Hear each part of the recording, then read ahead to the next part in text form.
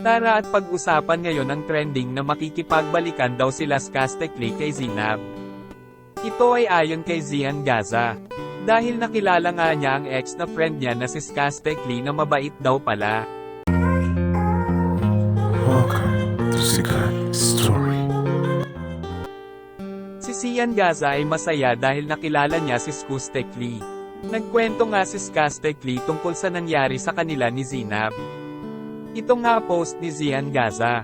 Happy ako kasi nakilala ko yung ex ng kaibigan ko.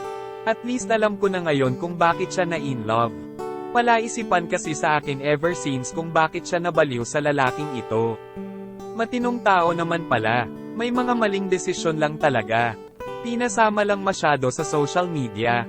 Well, I'm guilty of it. Isa rin ako sa nanira sa kanya. Basta ito lang masasabi ko. Makinig kayo. Naniniwala ako na walang taong pangit, depende lang yan sa iyong katabi kaya choose wisely. Nag-comment nga si Zinab na mas jojowain pa daw niya si Zian Gaza kaysa bumalik kay Skastekli. Tapos nag-reply naman si Skastekli dito na ang sabi ay, sad.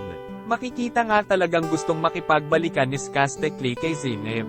Dahil dyan marami na naman komento ang netizens. After niyang pumasok sa iba't ibang kuweba babalik pa siya. Nick mo Skasta. I think they love each other pero siguro sakit niya yung hindi sa kontento sa isang babae. Ang hirap kapag ka ganun.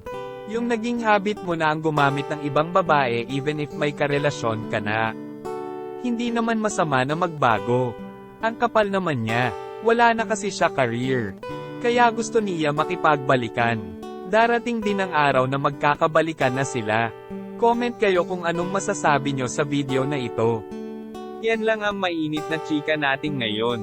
Halina't mag-like, share and subscribe. Thank you.